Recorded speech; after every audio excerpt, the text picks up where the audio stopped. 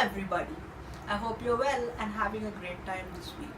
The topic for today's video is love addiction and love avoidance, and how these two things are indicative of deep emotional unhealed wounds. Let us understand love avoidance and love addiction with the help of a short story. So this is the love story of Natalie and Jake. Natalie and Jake meet at a party and they are instantly attracted to each other. They have a lot of common interests. They like the same kinds of movies, the same kinds of books, and they are also learning how to dance in the same dance class.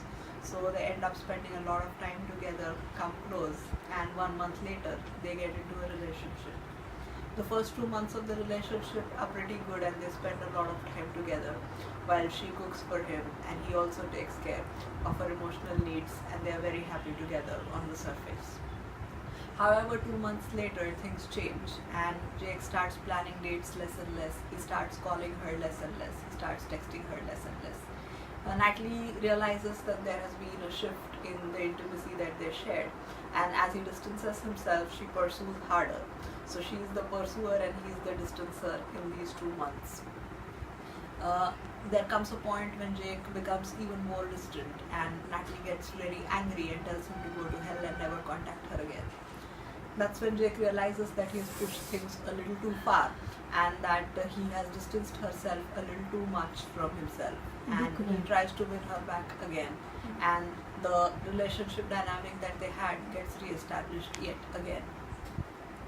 Let us try and see the causes of why Natalie behaves the way she does and why Jake behaves the way he does.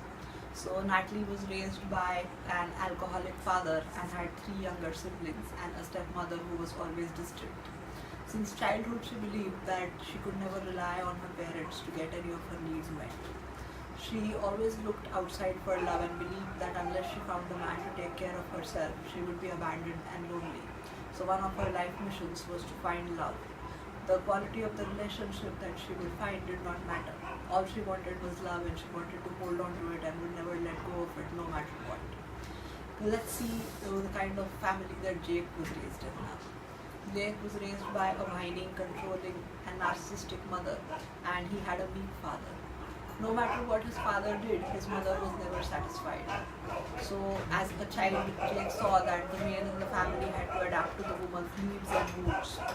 Also, his mother shared all the problems that she had with his father, with Jake, and he was supposed to keep her happy, meet her emotional needs, and always do as she said.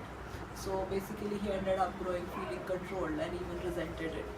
Also, the love that his mother offered him was dependent upon her satisfying her emotional needs. So whenever a woman came too close in his adult life, he felt smothered and trapped.